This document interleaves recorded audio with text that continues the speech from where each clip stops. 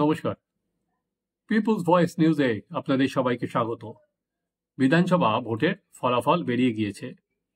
মহারাষ্ট্রে জয় জয়াকার এনডিএর, উল্টো দিকে আমরা জানি ঝাড়খণ্ডে জয় জয়াকার ঝাড়খণ্ড মুক্তি মোর্চা, যদিও জোট হিসাবে লড়েছিল ঝাড়খণ্ড মুক্তি মোর্চা, কংগ্রেস সবাই মিলে, কিন্তু মোটামুটি কংগ্রেস অনেক পেছনের সারিতে। এই জয়ের কৃতিত্ব পুরোটাই নিয়েছেন হচ্ছে হেমন্ত সোরেন এবং উঠে আসা নতুন তারকা তার স্ত্রী কল্পনা সোরেন।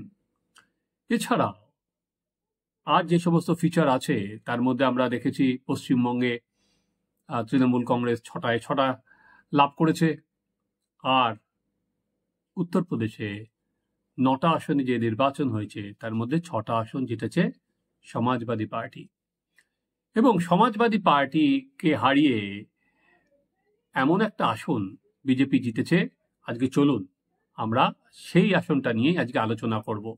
সেটা হচ্ছে কুন্দারকি আসন। কেন বলছি কুন্দারকি আসন?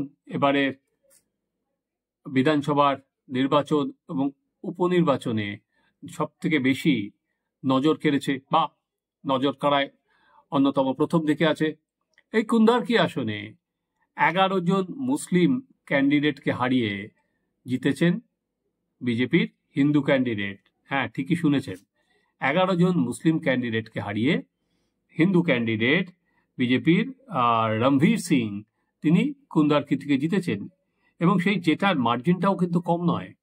উনি জিতেছেন 1,40,000 ভোটে নিকটতম এসপি প্রার্থীর থেকে। এবং এখানে এই বিধানসভায় 60% হচ্ছে মুসলিম। তারপরেও কিন্তু সেখানে হিন্দু ক্যান্ডিডেট সেখানে জয়লাভ করেছে। এখানে টোটাল 11 জন প্রার্থী প্রতিদ্বন্দ্বিতা করেছে মুসলিম, তাদের প্রত্যেককে হারিয়ে জয় ছিনিয়ে দিয়েছেন কিন্তু বিজেপির হিন্দু প্রার্থী। এবং এখানেই আসল ইন্টারেস্টিং জায়গা লুকিয়ে আছে। তাহলে যে উত্তরপ্রদেশে বলা হতো যে মেরুকরণের রসায়নাগার, যেখানে যোগী আদিত্যনাথ মহারাষ্ট্রের ভোটে গিয়ে বলেছিলেন বাটেঙ্গে তো কাটেঙ্গে, সেখানে দাঁড়িয়ে আজকে ওনার এক হিন্দু ক্যান্ডিডেট সেখানে মুসলিমদের ভোট পেয়ে জয়লাভ করলো কুন্দারকি আসনে। এটা কিন্তু সত্যিই খুব সিগনিফিকেন্ট ঘটনা। এবার কেন এই প্রার্থীর জয়ের পেছনে কি কারণ, আমরা সেটা চলুন আমরা একটুখানি তথ্য তালাশ করি। 30 বছর পর এই ক্যান্ডিডেট আর কি এই আসন কিন্তু পুনরায় দখল করলো বিজেপি। শেষ হয়েছিল প্রায় 1993 সালে এই সিট বিজেপির দখলে ছিল। আজকে এতগুলো বছর পর একটি মুসলিম অধ্যুষিত জায়গায় বিজেপি কিন্তু আবার পা রাখল। সমাজবাদী প্রার্থীর যিনি ক্যান্ডিডেট ছিলেন মোহাম্মদ রিজওয়ান, কিন্তু ভোটের দিনই এক্ষেত্রে এই কেন্দ্রে আবার রিপোলিং এর দাবি জানিয়েছিলেন। তিনি অভিযোগ করেছিলেন যে ডুবিয়াস ভোটিং হয়েছে এবং মাইনরিটি কমিউনিটিকে ভয় দেখানো হয়েছে। তিনি কিন্তু সেটা এসপি বয়কট করে পোলটা, এবং রিজওয়ান একটা লেটারও লিখেছিলেন ইলেকশন কমিশনকে। আপনাদের মনে আছে অখিলেশ যাদব একটা এইখানে টুইট করেছিলেন যে একজন পুলিশ আধিকারিক বন্দুক তাক করে আছেন কিছু মহিলাদের দিকে তাকিয়ে, এবং সেখানে 7 জন পুলিশ পার্সোনালকে সাসপেন্ড করা হয়েছিল এই কেন্দ্রে। এবার বিজেপি কেন কুন্দারকিতে আর কি বলতে পারেন জিতলো, এত বড় ব্যবধানে জিতলো? সেখানে কয়েকটা জিনিস উঠে আসছে। এই মুসলিম ডমিনেটেড এরিয়ায় কোন ফ্যাক্টরগুলো প্রধান বিজেপিকে জিততে সাহায্য করলো, যেটা দেখা যাচ্ছে দেখুন, সেটা হচ্ছে একটা অ্যান্টি ইনকামবেন্সি ছিল হচ্ছে সমাজবাদী পার্টির যিনি প্রধান ছিলেন আর কি, যিনি এই কেন্দ্রের এমএলএ ছিলেন, সেখানে নিয়ে কিন্তু মানুষের অসন্তোষ ছিল। এবং উল্টো দিকে যিনি বিজেপির ক্যান্ডিডেট তিনি কিন্তু এখানে ঘাঁটি গেড়ে বসেছিলেন এবং বিজেপির যে সংখ্যালঘু মোর্চা তারা এখানে কিন্তু একটার পর একটা র্যালি করেছেন, তারা কিন্তু প্রচার করেছেন।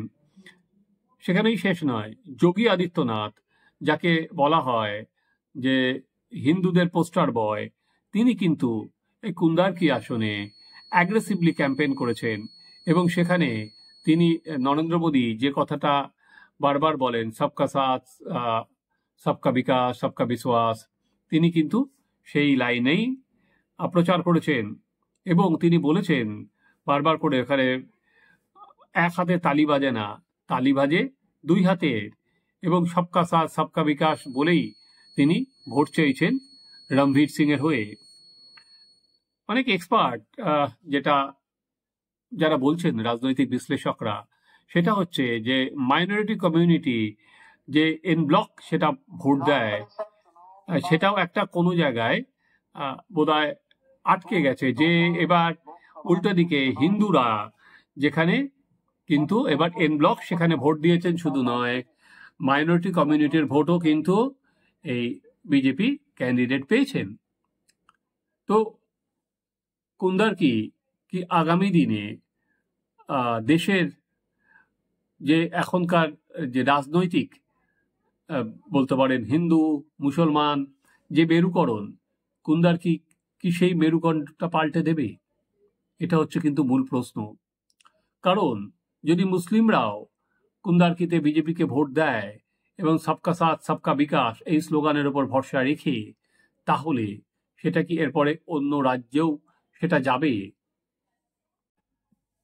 এই প্রসঙ্গে বঙ্গ বিজেপির যারা নেতা আছে তারা কিন্তু একবার কুন্দারকি ঘুরে আসতে পারেন, বা কুন্দারকির রণবীরকে এখানে বিজেপি ডেকে আনতে পারেন, যে কি ফর্মুলা।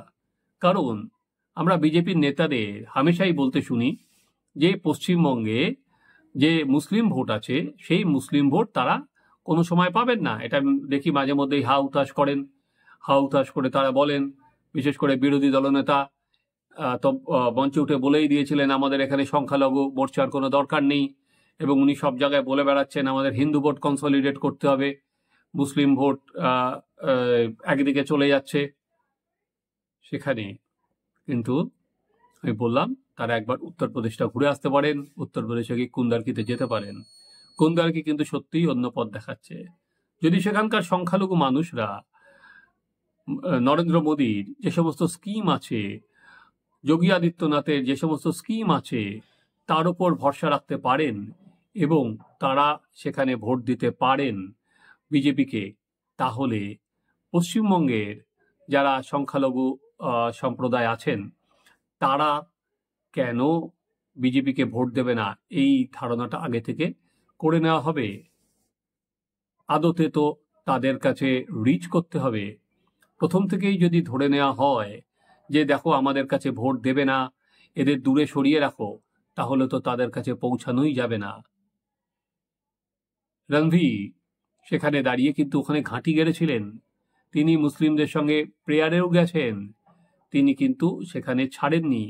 ওখানকার সংখ্যালঘু মোর্চা কিন্তু বারবার করে যে সমস্ত সরকারের নানা রকম স্কিমস আছে সেই স্কিমগুলো নিয়ে তারা প্রচারে গেছেন।